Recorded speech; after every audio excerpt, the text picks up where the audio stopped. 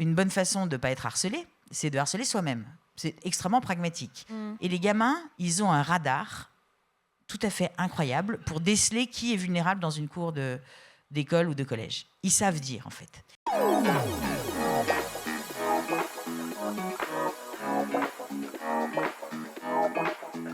Pour tenter d'y voir clair un peu sur toutes ces questions, donc on a avec nous Emmanuelle Piquet, donc je rappelle qui est maître de conférence, qui est fondatrice des centres à 180 degrés, ce sont des centres de consultation pour les ados et les enfants. Et elle est l'autrice de Manuel de survie face aux harceleurs et Votre enfant face aux autres aux éditions Les Arènes. Donc je crois que ces bouquins doivent être disponibles dans le petit espace librairie.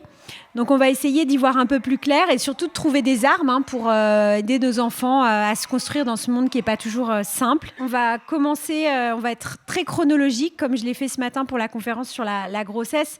On va commencer par les premiers moments en fait et nos peurs de parents qui arrivent finalement assez tôt par rapport à leur relation sociale. Dès la crèche ou dès leur adaptation avec une assistante maternelle, on se pose des questions. On se dit finalement, on va se séparer, c'est la première grande peur. Et bon, voilà, c'est pas toujours facile. Donc, comment on gère déjà ces premiers instants de séparation, puis le fait de faire confiance à d'autres adultes pour s'occuper de nos loulous? Vaste question. Oui. C'est-à-dire qu'en effet, en ce qui concerne les relations, en ce qui concerne au fond les compétences sociales de vos enfants, vous êtes une génération que j'adore littéralement, mais qui est très inquiète. Très inquiète. Pas par nature, hein, vous êtes inquiétés en fait, hein, parce que tout prend un peu la forme d'une panique morale, je trouve, globalement en ce moment. En plus, vous êtes enjoint de façon très paradoxale.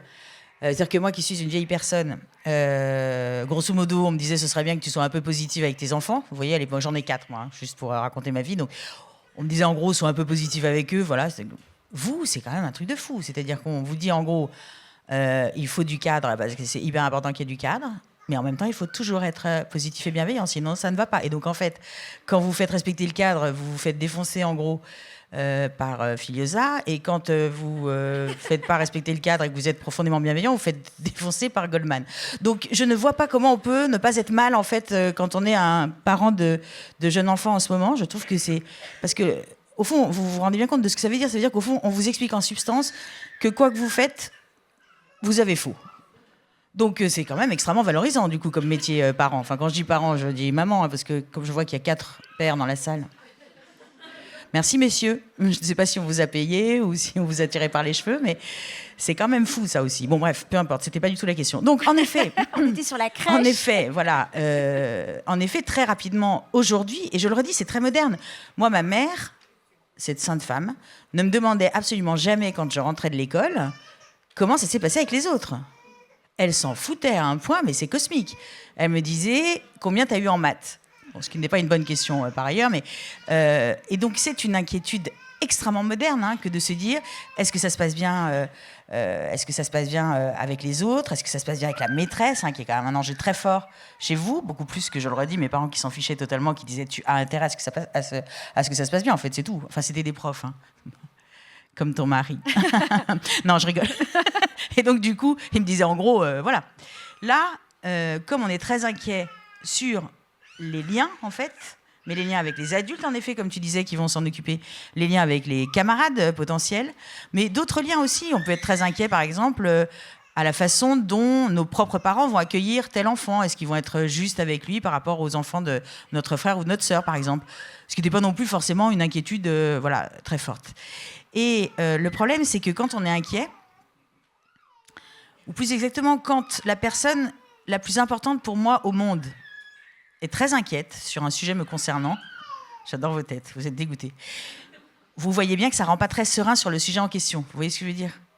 Quand on nous regarde avec beaucoup d'amour en disant aïe, aïe, aïe, aïe, aïe, aïe, je ne sais pas comment ça va être pour toi avec les autres parce que tu es quand même très, très fragile, très, très sensible, et ben on se dit aïe, aïe, aïe, même elle n'a pas tellement confiance.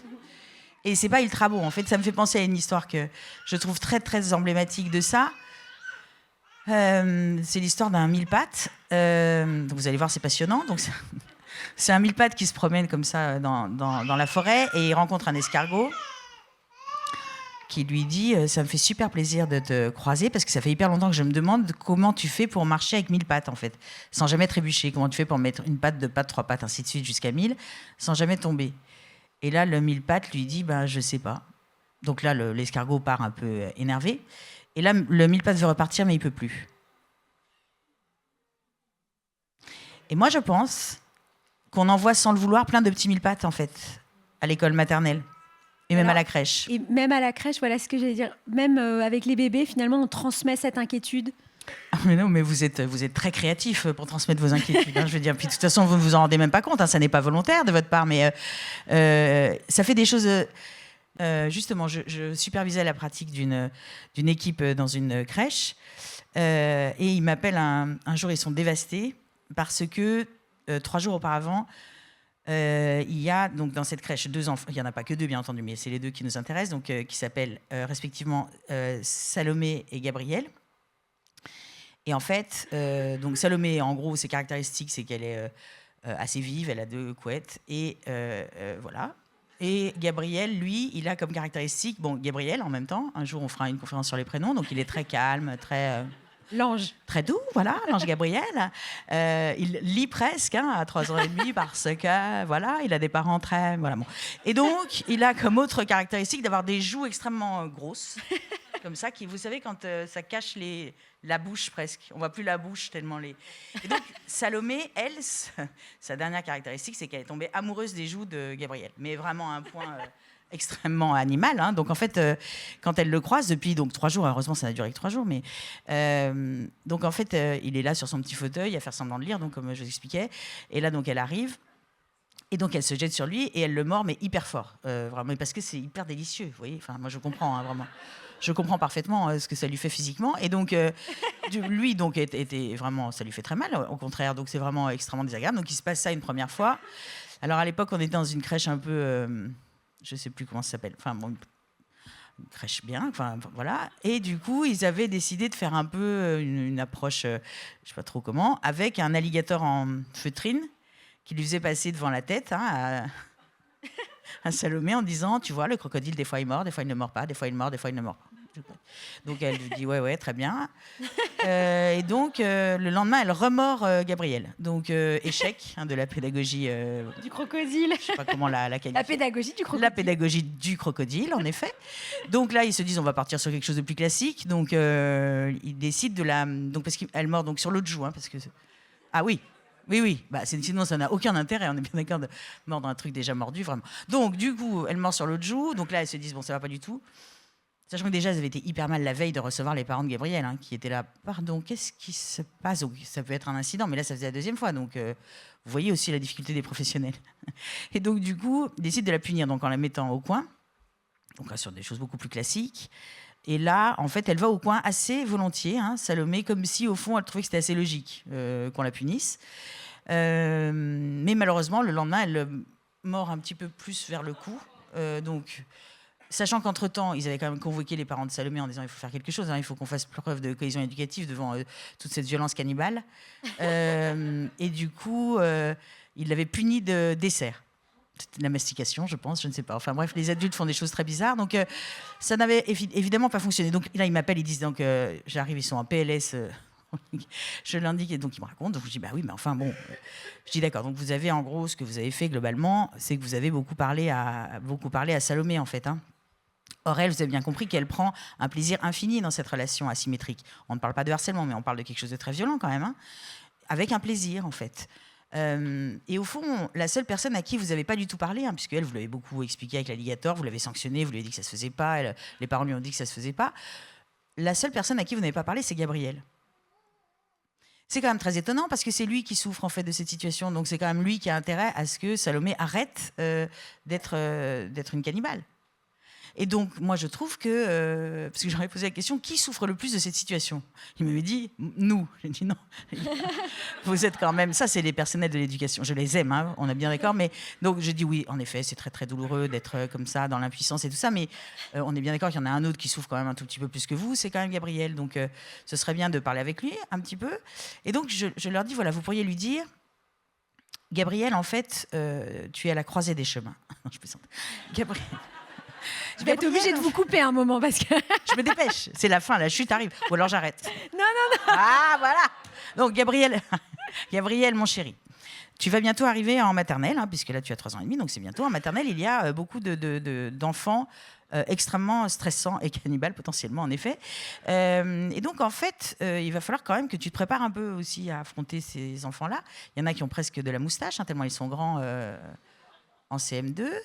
En dernière année de maternelle. Et donc, du coup, au fond, tu as le choix. Soit tu restes une grosse fraise Haribo qui chougne. Et donc, vraiment, c'est extrêmement excitant, en fait, pour des bouffeurs de fraises Haribo. Donc, voilà, si tu tombes sur d'autres, ils vont continuer, hein, comme en effet Salomé. Soit alors, tu te transformes en tigre rugissant. Et là, on a moins envie de te mordre. Mais c'est pas facile, en fait. Et je leur dis, je pense qu'il n'a aucune aptitude. Parce que nous en parlions en préparant cette intervention. Il y a des enfants qui sont extrêmement sensibles, qui sont extrêmement gentils, et on va certainement pas leur enlever ça. On est bien d'accord. Mais moi, je pense qu'on doit leur apprendre aussi à gérer les comportements problématiques. Parce que des comportements problématiques, il y en a à la crèche, il y en a à l'école, il y en a dans le couple, il y en a dans les groupes sociaux, il y en a au boulot. Donc en fait, c'est une compétence, mais on y reviendra. Donc, du coup, je leur dis, il va falloir, en revanche, à mon avis, l'entraîner au rugissement, parce qu'à mon avis, il est nul, avec toute l'affection que j'ai pour lui. Donc, elles font ça, et donc en effet, donc, elle lui explique comment rugir. Et là, il miaule, donc c'est ridicule, ça n'a vraiment aucun intérêt. Donc, elles se disent, bon, c'est pas grave, il faut qu'on le soutienne un peu. Donc, parce qu'en fait, ce qui se passait, vous voyez bien, c'est que Gabriel était sur son petit fauteuil, il voyait arriver Salomé, et au bout de la deuxième fois, quand il voyait arriver ses couettes, là, il se disait ça va être l'enfer. Donc il se mettait à geindre, il était là. Donc elle savait que ça veut dire qu'elle pouvait y aller. Hein, c'est le signal, ça, quand même. Hein. Elle se dit donc je peux y aller, elle est en train de geindre, il va rien faire d'autre. Donc elle y allait. Donc là, ce qu'elles ont fait, c'est qu'elles se sont allongées derrière le fauteuil de Gabriel. Donc je ne sais pas si vous imaginez les deux. J'adore les deux darons, donc à plat ventre derrière le fauteuil. Et donc là, lui, il est là, il attend. Et donc là, il y a Salomé qui arrive. Et là, elle trouve qu'il n'a pas la même tête que d'habitude, vous voyez, parce qu'il sait qu'il y a les deux vieilles derrière. Donc du coup, il geint moins, il est moins comme ça, voilà, petit chaton mouillé. Et du coup, mais elle s'arrête, en fait. Mais quand même, la patte de la joue étant le plus fort, elle va vers lui, elle le mord. Et juste avant qu'elle le morde, là, il miaule et les deux vieilles sortent en rugissant. Et donc là, elle saute sur elle-même, hein, Salomé, et elle a fait un AVC, elle est morte. Donc non, c'est faux. C'est faux, bien sûr, elle est vivante. On va jamais mener à bien cette conférence. Non, voilà. Je vous avais prévenu. Hein. Elle est vivante, mais elle a fait une expérience émotionnelle correctrice que, en effet, parfois, une fraise Haribo, ça peut rugir. Non, mais c'est la conclusion de la important. première réponse. Voilà. Merci beaucoup. Non, mais on aura compris. Au revoir, merci. Non, mais il faut vraiment apprendre donc, à nos enfants. Alors, se défendre, c'est pas le bon mot, mais à adopter une autre attitude et à s'habituer à subir voilà, des comportements qui sont problématiques, on va dire. Mais alors, qui mettent en cause leur intégrité physique ou psychique. Moi, je trouve que les enseignantes de maternelle devraient beaucoup plus leur apprendre à faire des grimaces aux enfants. Mais alors, nous, en tant que parents, parce que là, vous avez pris un exemple de crèche. Puis après, quand ils vont grandir, ça va être aussi s'insérer dans un groupe social, ça va être avoir des copains, est-ce qu'il est invité ou pas. Là, il y a un anniversaire cet après-midi, je sais que ma fille est invitée, je suis très, très fière, mais il y en a d'autres qui ne sont pas invités. Alors, l'enfant n'est pas invité, on se dit, oh là là, pourquoi toutes les copines sont invitées et pas la mienne ? Enfin, comment on gère ça, cette espèce de frustration qu'on a en tant que parents, où on voit que notre enfant trouve pas sa place, ne se fait pas de petits copains. Moi, je pense que même s'il est devenu une fraise Haribo rugissante, ah oui. Des fois, ça tient pas. Alors, il y a d'autres facteurs qui peuvent compliquer la socialisation. Ah oui. Alors, nous, on n'est pas enseignants, donc comment, en tant que parents, on les aide à se faire des copains et à être bien avec les autres ? Est-ce qu'on doit intervenir déjà en tant que parents ? Ou est-ce qu'il faut faire un peu comme votre maman, finalement, et laisser l'enfant... Non, moi, je ne dis pas que c'était mieux avant, hein, tout, vraiment pas. Non, mais vraiment ça pas. Pourrait, sur certains... Je pense qu'on est sur un effet balancier, en fait. C'est-à-dire que je pense que vraiment, ce qui se passait dans les années 50 n'était pas du tout correct. Hein, le fait de considérer les relations sociales de nos enfants comme quelque chose d'un peu méprisable, en fait, hein, comme si c'était que des disputes de la cour d'école, comme on appelait ça, d'ailleurs, à l'époque. Là, je pense qu'on est arrivé avec vous, jeune génération, un effet balancier un peu à l'inverse, un peu genre... raconte à maman comment ça se passe. Voilà. Et donc, pour revenir aux anniversaires, parce que c'est quand même un symptôme très intéressant de cette modernité, C'est un exemple. la question c'est qui souffre en fait? Oui. Oui, mais j'aimerais bien que vous vous la posiez plus souvent.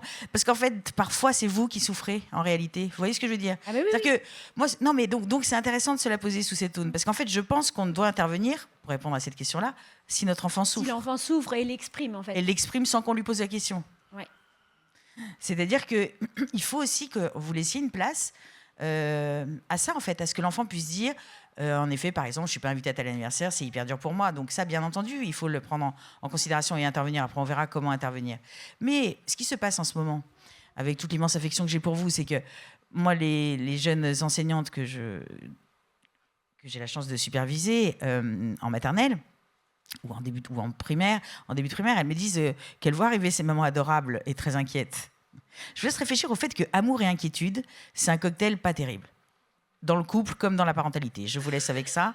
C'était la minute nietzschéenne de notre intervention. Donc, elles me disent que ces mamans donc, arrivent très inquiètes en disant, en effet, vers janvier à peu près, il y a eu combien d'anniversaires depuis le début de l'année? Elles disent à la maîtresse. Alors, il y a les vieilles maîtresses qui disent, je ne sais pas, parce qu'elles savent que c'est une question qui peut problématique, devient très problématique. Donc, elles disent, je ne sais pas du tout, 0, je crois. Je crois qu'il n'y a pas d'anniversaire cette année. Voilà. Comme ça, c'est clair. Et puis, les jeunes maîtresses qui veulent que ça se passe bien avec vous, elles disent, bah, je ne sais pas, 10, admettons. Quoi. Et là, elles disent, je vois l'engrenage dans le cerveau de la mère qui est en train de calculer le nombre d'anniversaires où le sien a été invité. Et donc, elles disent 4 sur 10. Et là, on a une note nouvelle de compétences sociales. Et donc, en effet, ce qui est très intéressant, je trouve, et bien entendu, je le dis avec énormément d'affection, je caricature évidemment, mais c'est vrai que le risque, c'est de rentrer en disant à son gamin, dis donc, j'ai vu que tu avais été invité qu'à 2 anniversaires sur 10, et celui d'Agathe, pourquoi tu n'as pas été invité à celui d'Agathe? Et donc là, le gamin, il dit, bah, parce que je ne l'aime pas. Et là, on lui dit, non, mais ça n'est pas le sujet. Le sujet, c'est qu'il faut que tu sois invité aux anniversaires. Et vous voyez bien cette histoire de mille pattes. Oui. C'est-à-dire qu'en fait, on est en train de créer quelque chose de rationnel, en leur disant en substance, tu dois être aimable et aimé, du coup. Sauf que ça, on ne peut pas exhorter quelqu'un à être aimable ou à être aimé. L'amitié, c'est quelque chose de très intime, de très singulier. Et c'est paradoxal, en fait, de dire à quelqu'un, tu devrais être aimable. Et en plus, ça les stresse. Et donc, ils trébuchent. Après, ils ne savent plus marcher. Ça va? Vous êtes bien ou pas? Non, c'est bien. Donc, en fait, on les met dans des situations d'échec dans lesquelles ils ne se seraient pas mis sans nous. Sans notre souffrance. Sans notre souffrance. Mais souvent, c'est quoi? C'est l'écho de notre propre enfance qui se traduit par ce type d'angoisse. Enfin, c'est en fait moi-même qui peut-être un jour n'ai pas été invitée à un anniversaire, me réjouis qu'elle le soit. Mais tout à fait, ça peut parfaitement jouer. On sait qu'il y a un facteur de risque en matière de harcèlement, par exemple, en milieu scolaire. On sait qu'il y a un facteur de risque quand un des deux parents, voire les deux, ont été harcelés eux-mêmes. Parce que, pas du tout par génétique, mais parce qu'ils sont hyper inquiets. Et ils n'ont pas envie de cette double blessure que ça va créer chez eux. Donc, en même temps, je ne peux pas vous dire, n'ayez pas peur. Enfin, ça n'a aucun sens. Ça n'a pas de sens. Je pense, en revanche, que ce que je peux vous dire, c'est la confiance dans les relations de son enfant, dans sa capacité à créer des relations, dès tout petit, en étant à côté de lui, pas du tout en l'abandonnant, en étant à côté de lui, on verra comment. C'est ce qui le rendra le plus fort. C'est ça qui le rendra le plus fort. Et je crois que il faut que vous ayez peur. Au fond, je suis d'accord pour que vous ayez peur. Mais je veux que vous ayez peur sur le fait de ne pas lui faire confiance là-dessus et de lui laisser passer le message qu'au fond, il est super incompétent socialement. Parce que, encore une fois, ça va le mettre dans une vulnérabilité qui est pas propice. Parce qu'au fond, les enfants qui ont besoin de pouvoir, qui ont besoin d'asseoir leur popularité, ils sont très nombreux en ce moment, parce que comme il y a une espèce de panique morale sur le harcèlement au sens global, notamment médiatique et politique, en effet, vous êtes extrêmement inquiets, mais eux aussi, ils sont extrêmement inquiets. Et du coup, une bonne façon de ne pas être harcelé, c'est de harceler soi-même. C'est extrêmement pragmatique. Et ils ont raison, d'une certaine manière, ça fonctionne. Donc c'est très sécurisant, en fait, de savoir faire ça. Et du coup, ces enfants-là, ils ne vont pas chercher les enfants harcelés au hasard. Ils vont chercher des enfants qui leur semblent vulnérables.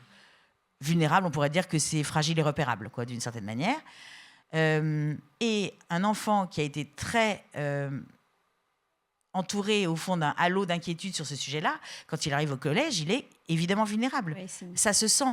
Et les gamins, depuis, je dirais, le début du primaire, enfin le milieu du primaire jusqu'à à peu près le début de l'université, ils ont un radar tout à fait incroyable pour déceler qui est vulnérable dans une cour d'école ou de collège. Ils savent dire, en fait. Si on montre une photo de 5 collégiens, je vous montre une photo à vous, de 5 collégiens, vous disant à votre avis lequel des 5 est harcelé, sachant que moi je sais lequel des 5 est harcelé, on a fait cette expérience. Les adultes se trompent globalement. Donc, c'est-à-dire que c'est équitablement réparti avec pas mal de poncifs du genre lui se fait harceler parce qu'il a des lunettes, c'est lui parce qu'il est roux. Je ne sais pas. L'éducation nationale est très très paniquée par la rousseur. Hein. Visiblement, c'est vraiment un sujet. C'est-à-dire que dans tous les clips de prévention, il y a un roux ou une rousse. Bon bref. Donc lui parce qu'il est roux et puis elle parce qu'elle a des lunettes. On s'en fout. Bon bref, donc ils se plantent. Si je montre la même photo à des collégiens, ils disent c'est lui. Et quand on leur dit mais pourquoi tu dis que c'est lui, ils disent parce que ça se voit. Oui, ça se voit. Alors justement, quand vous parlez de vulnérabilité, on a un peu échangé avant la conférence. On est assez nombreux en tant que parents angoissés à essayer de faire de nos enfants des êtres sensibles. On les éveille de plus en plus tôt. J'entendais ce matin une maman qui emmenait son bébé déjà, qui lisait avec un petit de 17 mois ou qui était intéressée pour aller au musée, etc. Donc on les éveille à toute cette beauté, à toute cette sensibilité.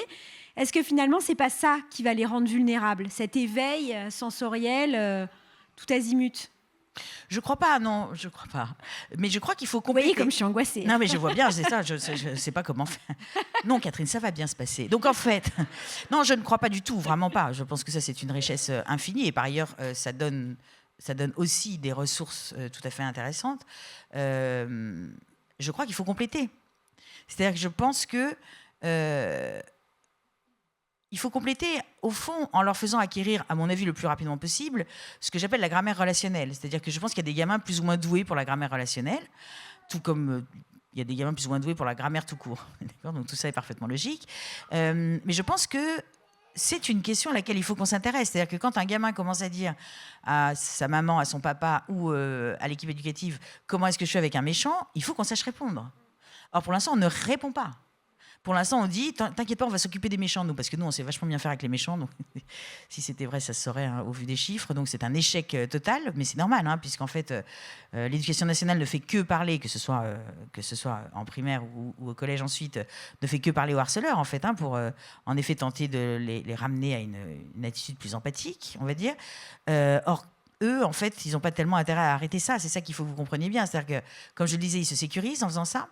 Par rapport à des faits de harcèlement qui pourraient leur arriver. Et puis, en plus, et ça c'est un impensé, je suis désolée parce que j'aime pas dire ça, mais je pense que si on ne comprend pas ça, alors on ne comprend pas les mécaniques en fait de prise de pouvoir au sein des enfants et des adolescents.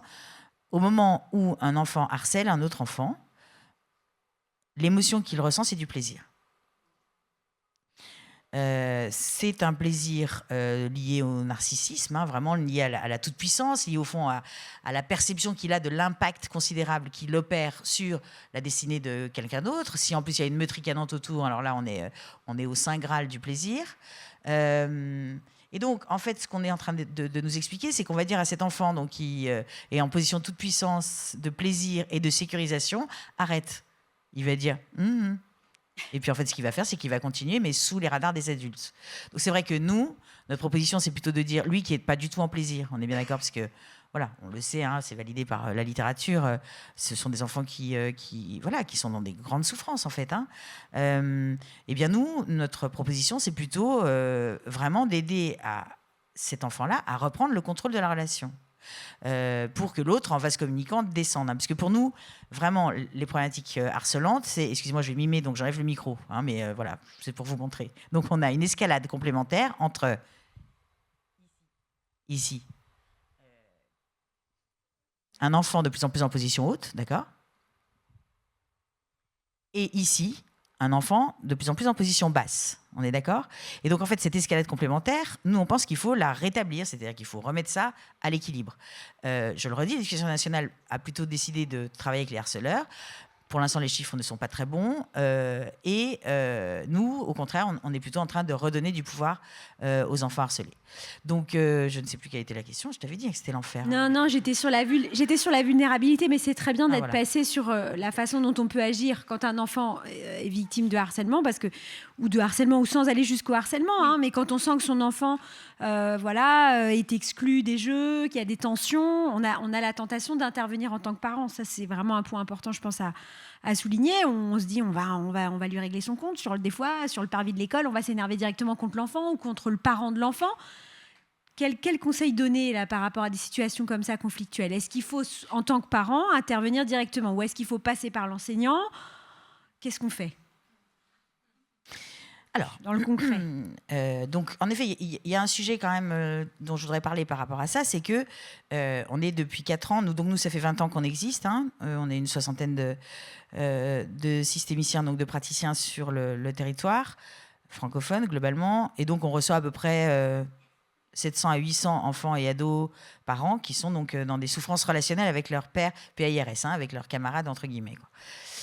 Et depuis 4 ans, ce qu'on constate, c'est que 40% des situations qui nous sont amenées, c'est en effet, comme tu dis, plutôt de l'invisibilisation, c'est-à-dire de l'exclusion, de la mise à l'écart. On joue pas avec toi. Voilà, on joue pas avec toi. Ouais. C'était pas du tout vrai il y a 5 ans. Hein. Et ça, pour moi, c'est typiquement vraiment le feedback du fait que les gamins se sont dit, il faut plus qu'on se fasse... Ils n'ont pas envie de se faire engueuler, les harceleurs. Hein. Donc, ils se sont dit, comment je peux faire pour continuer à éprouver ce plaisir, à être dans cette sécurisation, sans me faire sanctionner. Et une bonne façon, c'est d'exclure. Parce qu'on ne peut pas sanctionner un enfant qui ne veut pas jouer avec un autre, en fait. Parce que sinon, on serait dans un régime autoritaire. On est d'accord?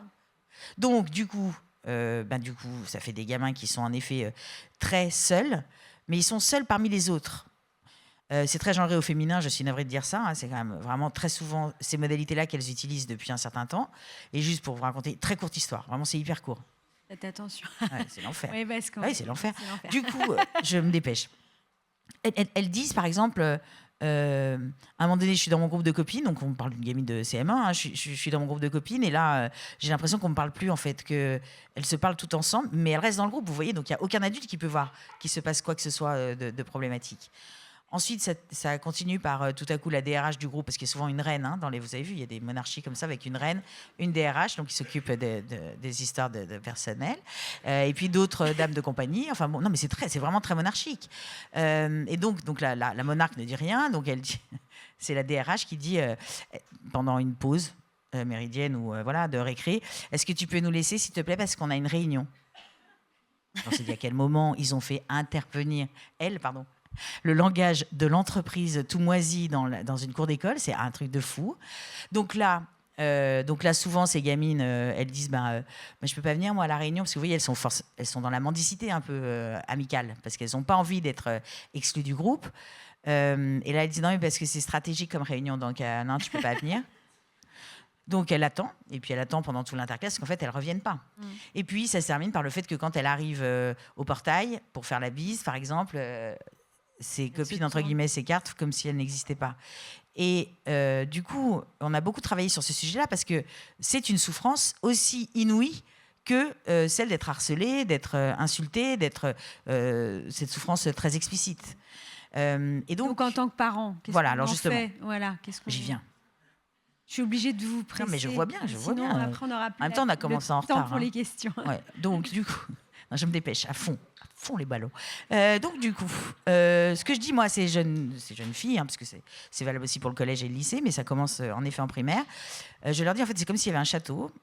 Dans ce château, il y a un banquet tout à fait succulent. Enfin voilà, c'est super bien. Tout le monde est hyper content d'être là, cœur, kiss, nanin. Donc Daphné, la reine, est à la tête de ce banquet. Il y a sa DRH à côté, puis les dames de compagnie. Et je lui dis, toi, en revanche, t'es pas à ce banquet. Toi, t'es dans une cage au-dessus du banquet. Parfois, on te donne quelques miettes. Parfois, on t'exclut totalement, personne ne te regarde. Et au fond, peut-être que ce qu'on t'a pas dit, c'est qu'il y avait une porte à cette cage. Ça veut dire qu'à tout moment, tu peux sortir de cette cage. Mais si tu sors de cette cage, alors tu sors du château. Parce que telles sont les règles de la reine Daphné. Non, mais c'est vrai. Or, il ne peut pas y avoir de reine dans un royaume. Hein. Vraiment, je n'ai jamais vu ça dans une cour d'école. Mais tu peux aussi décider de rester dans la cage. Parce que, au fond, tu préfères avoir des miettes que rien du tout. Et au fond, moi, quand j'entends des mamans que j'adore dire à leur enfant, ça n'est pas ça l'amitié. Maman va t'expliquer ce qu'est l'amitié et ce qu'est une relation saine. Quand je vois leur couple, je me dis, tu es sûre que tu vas faire ça ? Tu es certaine que tu sais ce qu'est une amitié saine et équilibrée ?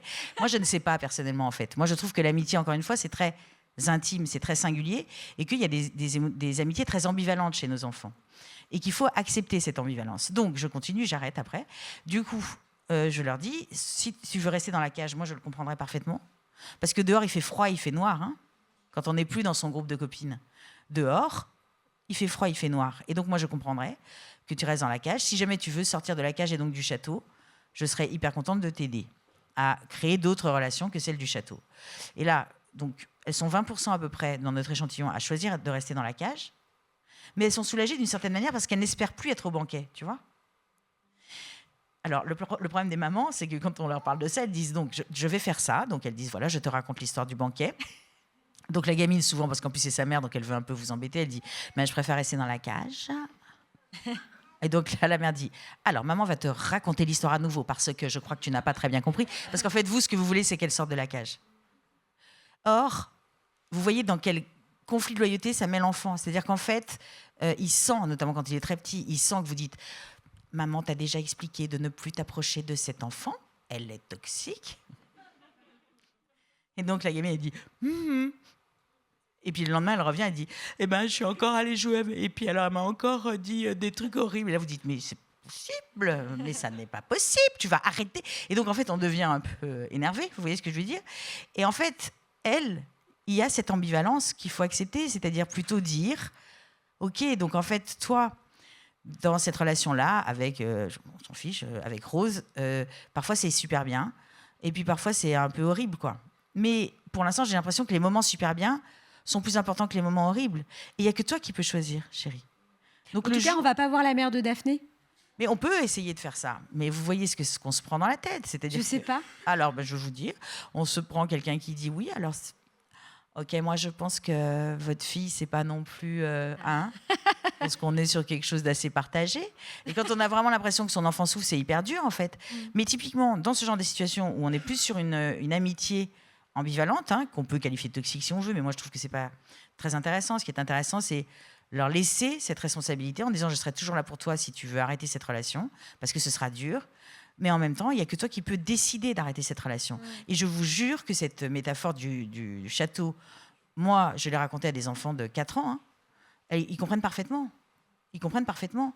Je leur dis, par exemple, est-ce que tu préfères rester avec le clan des migales, là où elles sont quand même hyper exotiques, mais parfois elles mordent. Mais comme nous, quand on était jeunes et qu'on adorait le bad boy, avant que vous ayez épousé le banquier qui est votre mari, vous vous souvenez du mec bad boy, là, que vous aimiez bien ? Vous en souvenez toutes, je le sais, ne mentez pas. Eh bien, c'est pareil.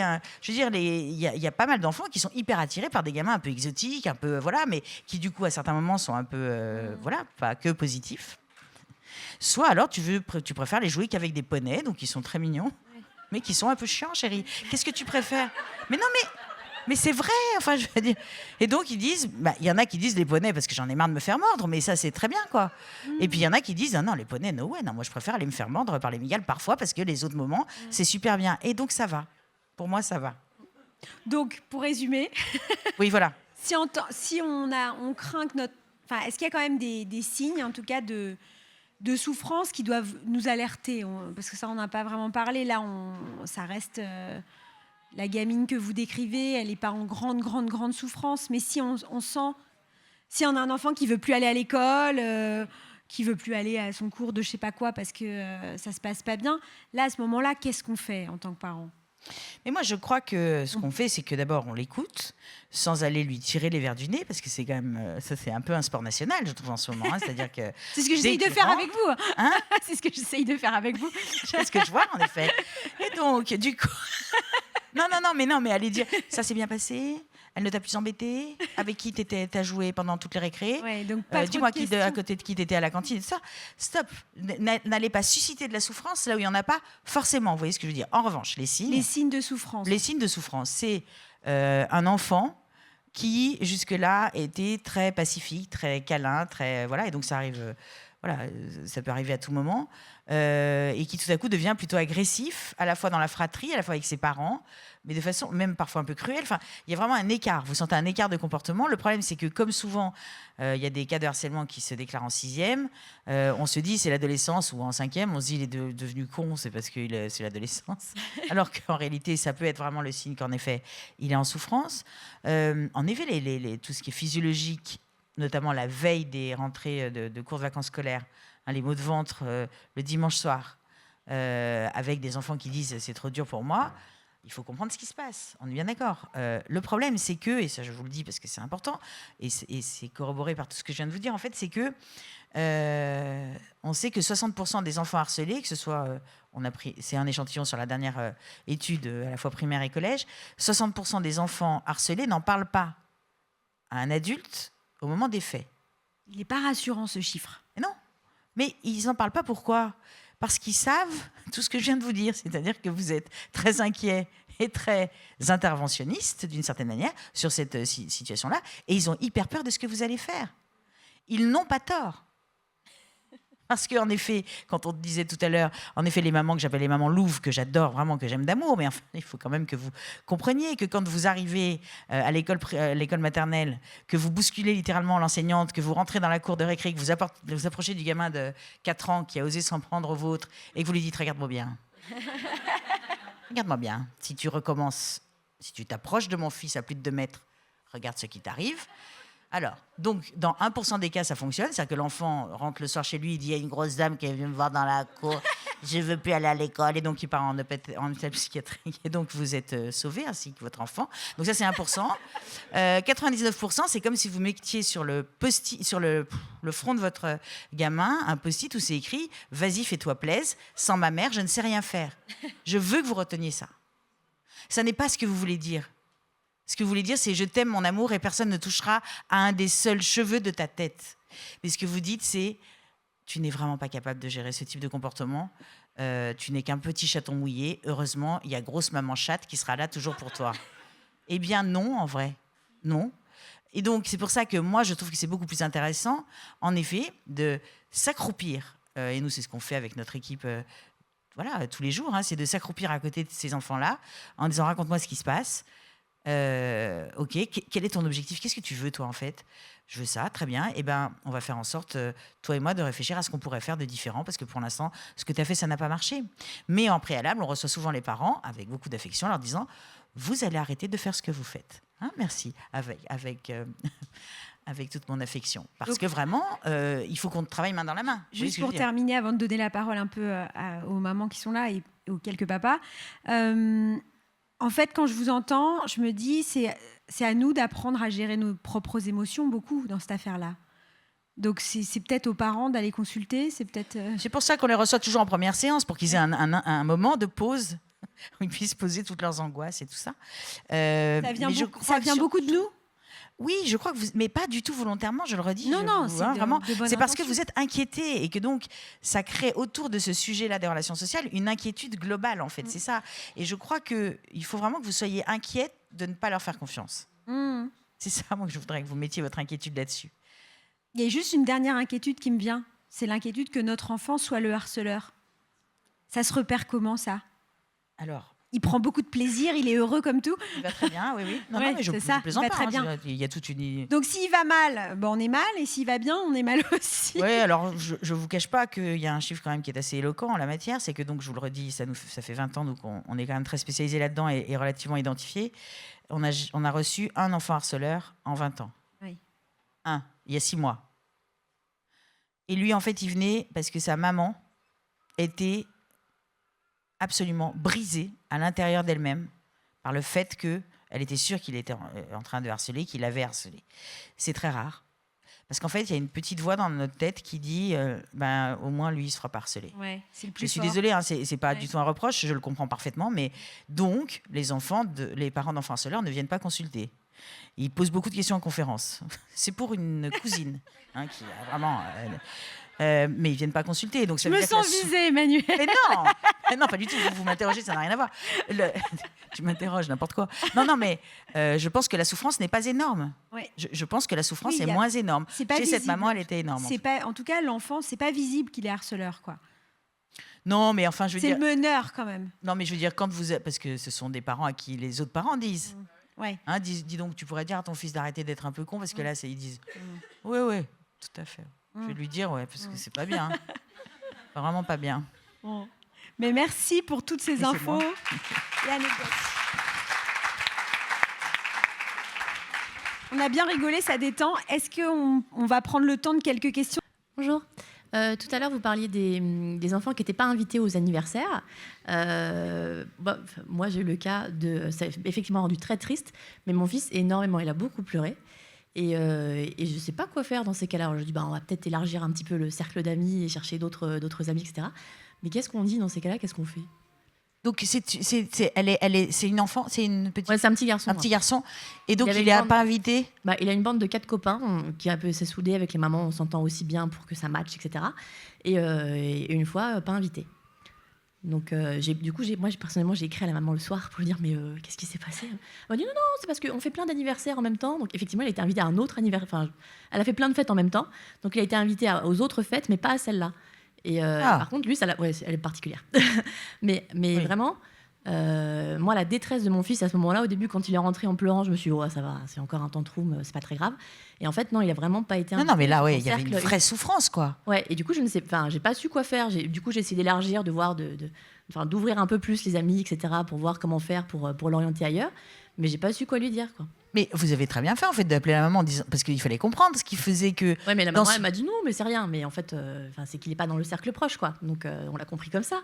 Mais je ne sais pas quoi faire. Et si ça me réarrive demain, parce que j'en ai plusieurs, des gamins, je ne sais pas quoi répondre, en fait, à cette exclusion claire et nette, quoi. Déjà, donc, il faut comprendre la tristesse, en fait. Sa tristesse à lui, en fait. Hein. Donc, lui, il dit, ça veut dire que je ne suis pas parmi ses meilleurs amis et ça me fait vraiment de la peine, c'est ça? Oui. Donc, ça s'appelle un chagrin d'amitié. C'est hyper dur, hein. On n'en parle pas assez, hein. C'est un impensé, le chagrin d'amitié. On parle beaucoup des chagrins d'amour, mais pas des chagrins d'amitié.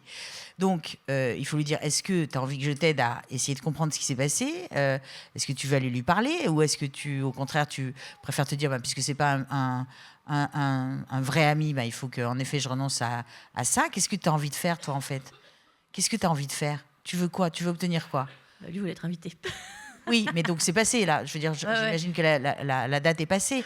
Ce que je veux dire, c'est qu'un chagrin d'amitié, il faut l'accueillir vraiment de façon extrêmement inconditionnelle. C'est-à-dire que le problème, c'est que souvent, quand ils sont dans un chagrin d'amitié, c'est qu'avant, la relation était déjà ambivalente, comme on disait tout à l'heure, et que parfois, le gamin en question, il était un peu en surplomb, un peu autoritaire. Donc, en fait, on est assez content que la relation s'arrête. Vous voyez ce que je veux dire? C'est comme quand, par exemple, on trouve que notre enfant n'est pas avec le bon conjoint plus tard. Donc, on va dire, c'est triste, mais enfin, en même temps, elle ressemblait à Jean Gabin, donc voilà. Ce qui fait toujours chaud au cœur. Je pense qu'il faut vraiment être très inconditionnel en disant, mais c'est horrible. Toi, tu pensais que c'était un meilleur copain, et en vrai, c'est pas un meilleur copain. Et donc, c'est affreux, mon chat. Est-ce que je peux te faire un câlin est-ce que tu as envie de pleurer? Déjà, ça, c'est hyper important. Avant de parce que comme vous êtes très opérationnel, qu'est-ce que je fais tout de suite? Car je suis coach parental et donc je vais coacher mon enfant. Déjà, prenez le temps d'accueillir en disant c'est ultra dur. En disant moi, je me souviens, j'ai eu un chagrin d'amitié un jour, j'étais vraiment trop triste, quoi. Qu'est-ce que tu veux que je t'aide à faire? Est-ce que tu veux que j'appelle la maman? Est-ce que tu veux? Mais déjà, demandez-lui en fait. Et s'il n'a pas été invité, voilà. Si vous lui répondez, je crois que tu as été invité à certaines fêtes, mais pas à celle-ci, donc ça veut dire que peut-être, en effet, il y a une gradation dans les amis et que toi, tu n'es pas dans le premier, dans le deuxième, quoi. Et c'est hyper dur, mon chat, parce que tu pensais être dans le premier, quoi. Ok. Merci. De rien. Bonjour. Bonjour. Merci beaucoup, en Merci tout cas. C'est super marrant, déjà. C'est très intéressant. J'avais une petite question. Là, c'est mon premier. Et mon mari et moi, on a 2 très forts caractères. Vous allez voir où je vais en venir.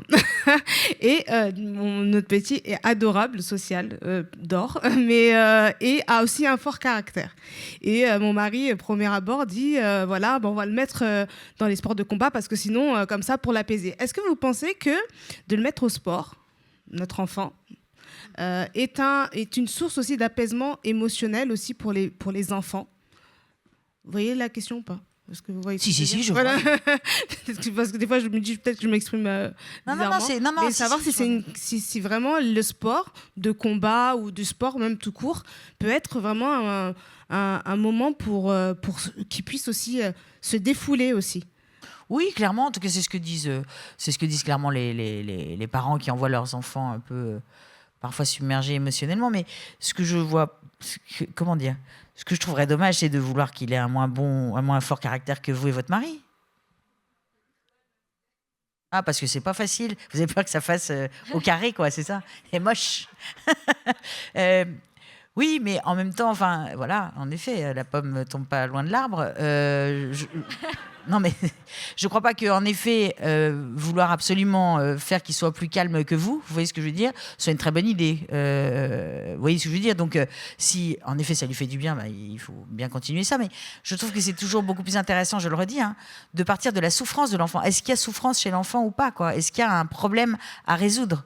Oui, parce que le risque, sinon, c'est qu'on crée des problèmes là où il n'y en a pas, en fait, quoi. Ah, c'est ça que je voulais dire. Mais bien sûr, faites-leur faire du sport, dit la meuf qui en fait pas. C'est important. Question. Je suis désolée, on va un tout petit peu vite pour les questions. Je suis tout à fait dans la génération qui a besoin de coaching parental. Et du coup, ma question va s'apparenter à ça. Vous avez parlé de grammaire relationnelle et de les aider en fait à développer cette grammaire relationnelle. Est-ce que là, au pied levé, il y a quelques outils, conseils, attitudes, postures à adopter, un peu à garder en tête quand on veut... Voilà, parler avec eux de leurs amitiés, de leurs relations, de leur rapport à l'autre, ou pas du tout? Si, tout à fait. Le problème, c'est que... Enfin, c'est pas du tout un problème, d'ailleurs. Le principe même, nous, de notre façon de procéder, c'est que c'est vraiment du sur-mesure. Vous voyez ce que je veux dire? C'est-à-dire qu'il n'y a pas une histoire d'amitié pareille qu'une autre, il n'y a pas de tips, il n'y a pas de mode d'emploi. Moi, je ne crois pas à ça, en fait. Et je crois que c'est ça, l'injonction paradoxale dont on parlait au départ, hein, c'est de vous expliquer qu'il y a des modes d'emploi pour être un bon parent. En revanche... nous, on s'appelle à 180 degrés pour une raison très simple, c'est qu'en fait, on s'appuie sur une école de pensée qui s'appelle l'école de Palo Alto. Je vous invite à aller sur le site à 180degrés.com parce qu'il y a plein de trucs en open source dont vous pourrez vous inspirer. Et l'idée, en fait, c'est qu'on va identifier avec les parents et avec l'enfant quand il y a problème. Hein. Nous, on est vraiment... On est sur un plan résolutoire, hein, on est d'accord, on n'est pas... Voilà. En prévention, on a créé un jeu pour travailler là-dessus qui s'appelle No Web Bully, qui est un jeu que je vous recommande parce que ça permet de réfléchir avec eux justement sur les relations. No Web Bully, B-U-2-L-Y, hein, parce que je suis très nulle en anglais. Et donc à 180 degrés, pourquoi? Parce qu'en fait, une fois qu'on a bien compris ce qu'ont fait les adultes, ce qu'ont fait les enfants par rapport à un problème donné, hein, relationnel, on va les aider à faire exactement l'inverse. Donc ça veut dire que par exemple, face à une situation de harcèlement ou de souffrance, on a un gamin qui va éviter de tout contact avec son ou ses harceleurs. Nous, on va l'aider à affronter. Vous voyez ce que je veux dire? On va l'aider à affronter avec deux outils, quand même, souvent, qui sont très intéressants, qui sont notamment celui de l'autodérision. C'est-à-dire qu'on pense vraiment qu'un enfant ou un adulte en autodérision est plutôt en sécurité. Parce que quand on sait se moquer de soi-même, il n'y a plus de place pour que les autres se moquent, vous voyez, par exemple. Mais d'un autre côté, quand en effet, on va avoir des jeunes filles, comme on le disait tout à l'heure, qui vont être dans la mendicité relationnelle, hein, qui vont essayer à tout prix d'intégrer le groupe ou de coller le groupe, etc. Le 180 degrés, ça va être de décider de partir de ce groupe, en fait. Hein.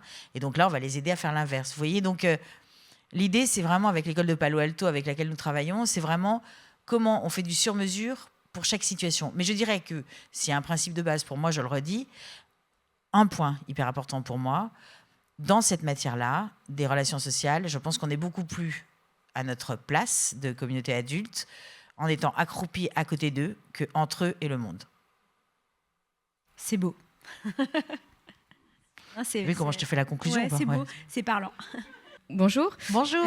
Merci déjà. Merci à vous. Alors j'ai une petite question. Si j'ai bien compris ce que vous nous avez raconté, vous préconisez plutôt que les enfants se défendent par eux-mêmes. Par contre, comment on arrive à doser la chose? Je prends un exemple. J'ai été une seule fois une enfant fraise. C'est-à-dire que je me suis fait mordre, pardon. Oui, voilà. Sauf que j'ai littéralement assommé l'enfant. Ah oui. Il n'a pas recommencé. C'est ça Et l'avantage. j'ai été tranquille. Mais c'est-à-dire que je l'ai assommé avec un téléphone à roulette. Bon bref, peu importe. Aujourd'hui, j'ai des enfants. J'aimerais qu'ils soient en mesure de se défendre, mais sans en arriver à de Sans la téléphone à violence. roulette, oui. Par exemple. Parce que bon, j'avais ça sous la main à ce moment-là, mais ça n'empêche que je ne sais pas quel discours tenir à mes enfants en leur disant « défendez-vous », mais j'ai pas envie qu'ils défoncent tout le monde. Oui, tout Comment à fait. on fait C'est pour ça que je Après, on parle va devoir d'autodérision. s'arrêter. Je suis désolée.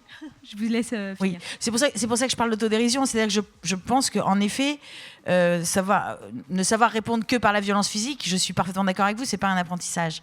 En revanche, savoir créer un désagrément grâce à l'autodérision et parfois aussi avec quelque chose qui rend désagréable le fait de continuer à nous harceler, vous voyez ce que je veux dire, ça c'est de la grammaire relationnelle.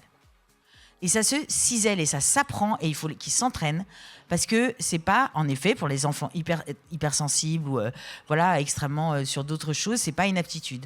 Mais il faut compléter, je pense, leur répertoire avec ça quand il y a besoin, parce que des fois, ils n'ont pas du tout besoin. Il y a des enfants qui se feront jamais embêter, hein, vous voyez ce que je veux dire, même s'ils sont gros et roux. Moi, par exemple, j'ai une fille, ma troisième, qui est grosse et rousse et sublime, comme quoi il n'y a pas de règle. Contrairement à ce que prétend l'éducation nationale, oui. Je peux vous assurer qu'il y a peu de gens qui ont essayé de l'emmerder. Globalement. On va finir sur cette belle parole. Merci beaucoup. Merci à vous.